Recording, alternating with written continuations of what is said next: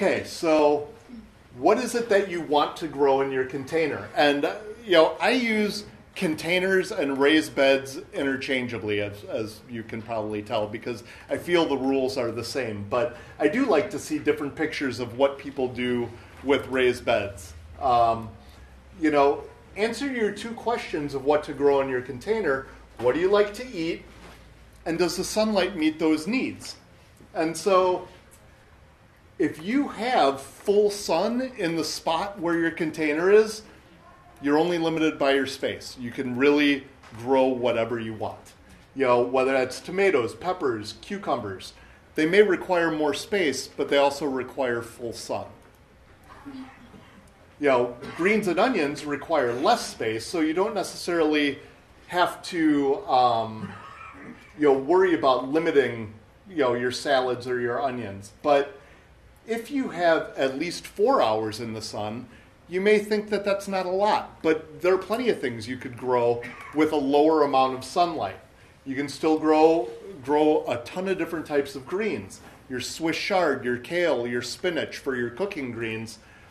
All varieties of lettuce, mesclun mix, arugula, all of these things don't necessarily require full sun at all. They'll grow quite well.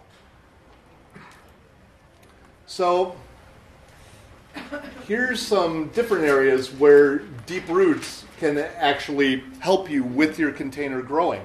They've got a couple different types of mulch, of potting mix. They help you with the supplemental nutrition on the compost tea. They also have beautiful custom raised beds that they'd be happy to speak with you about.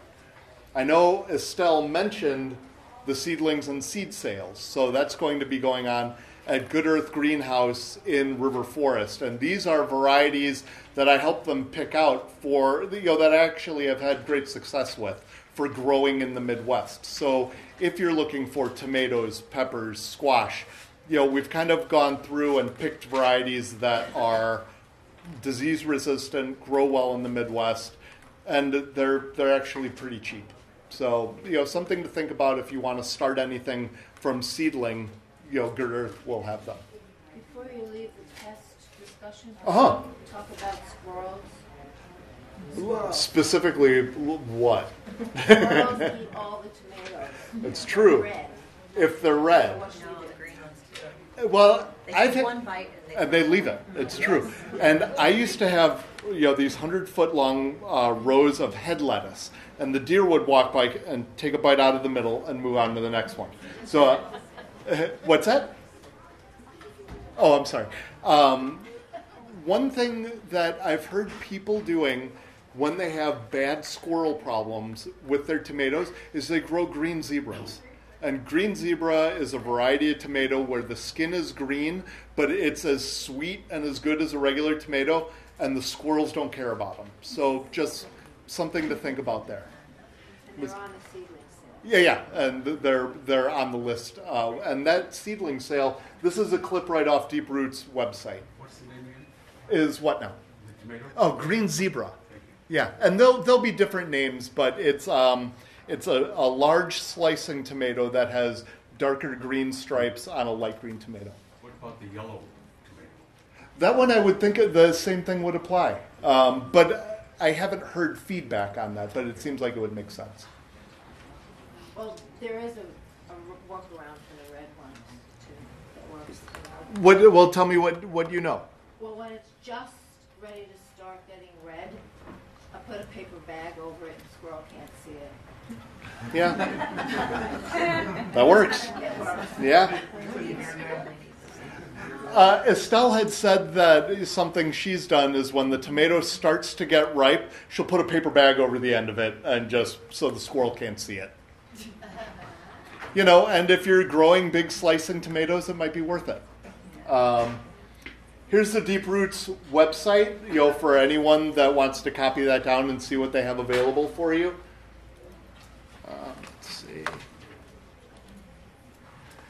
For those of you who kind of like to nerd out about gardening during the winter time, these are some catalogs that I get every year, and they're great resources for me to see what types of new seeds and varieties and tools And, just kind of, it's hard to think that there's actually a cutting edge of gardening, but there really is. And where you see that would be on the websites or the catalogs of any of these companies. Fedco and Johnny's are seed companies in Maine and have been around for a long time. Jordan Seeds is in Minnesota, but I've always stuck with these suppliers because they know how to grow in our climate.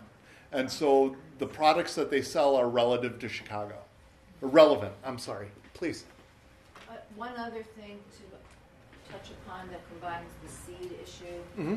and the pest issue is that we put one squash on there that we actually couldn't find in these three companies. It's called Tromboncino squash. It's an Italian heirloom squash. Okay. And it was a lifesaver because it resists what I've been hearing is a huge problem now in Oak Park, which is the squash borer. The borer. Oh, wow. You need to talk about that a little bit. I think. Yeah, does everybody know what a squash borer bug is? So, yeah, so... Can you repeat what I just said so we get some? Yeah, oh sure. So Estelle was saying that one of the seedlings types, varieties that she found is specifically resistant to the squash borer, and it's called Tromboncino. The squash borer, for anyone who's ever seen cucumber vines or zucchini stems, they're hollow and they're filled with water. The borer goes in there and it'll chew holes in there so that the nutrition doesn't get down the vine any further.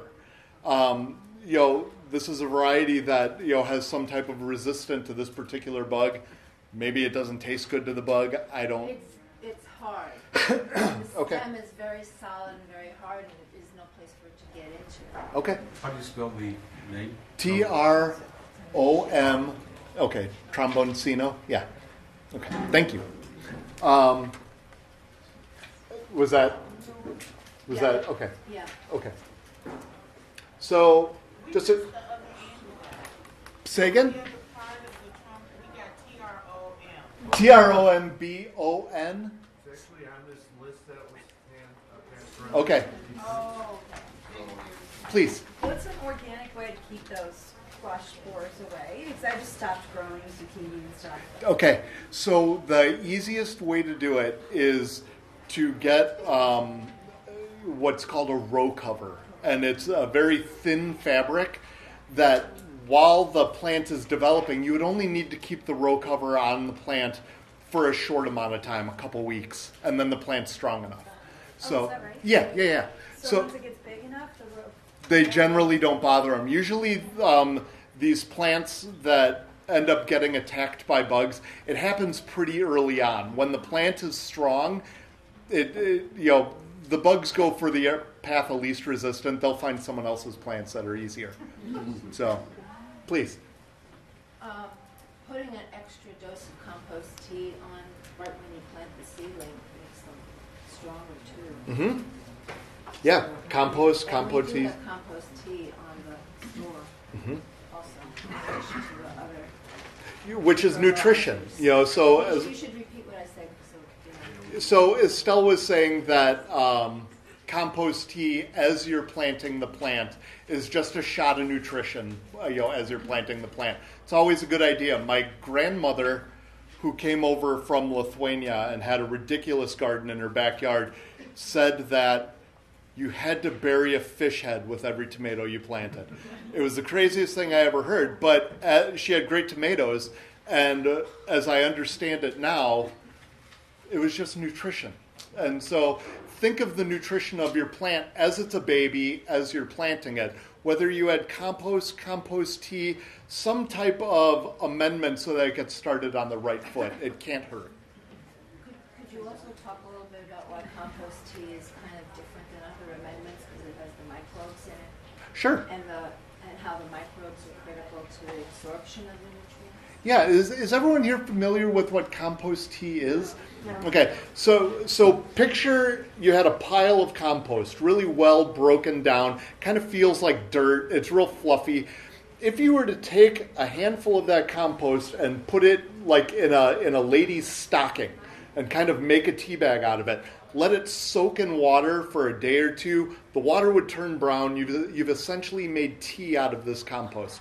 What you have now is a very concentrated liquid fertilizer that if you were to dilute it on, say, a 1 to 10 ratio, so 8 to 10 parts water to 1 part of the compost tea, you are giving a really fast hit of nutrition to the plant. Whether you're feeding the plant by spraying the leaves, which is called foliar feeding, or you're just pouring it around the base of the plant, you're really giving it something good. It's basically breakfast for a plant that's starting out. Please. Is there such a thing as too much nutrition? Yeah, there is. Too much nutrition. To give you an example, if you were to give a tomato plant too much nitrogen, you're going to have this big, green, beautiful plant that won't produce a single tomato. So you're going to kind of want to understand what it is the plant needs and then kind of replace it as it takes it out. And it's easy to think about, when you think in terms of families. Cabbage family is a real heavy nitrogen feeder. They'll take it all out of your soil. Cucumbers are a pretty heavy overall feeder, anything in the squash family. So before or after you have anything in the squash family, amend with a nice layer of compost. You wouldn't want to do that with tomatoes. You would want to specifically add anything but nitrogen, because otherwise you won't get any fruit if you add nitrogen to the soil. Lettuce, spinach, greens, like Swiss chard, aren't real heavy feeders at all. So if you were to have something in the greens family, you could probably let it go for the whole season without adding any nutrition. But then before the snow flew, you would want to add like a layer of compost just to put the garden to bed.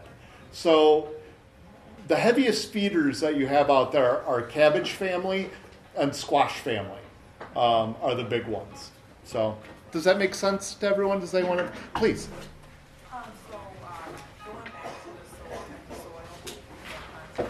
Yeah. So I'm just kind of wondering, besides the potting mix, is there anything more that you would recommend to add into your soil?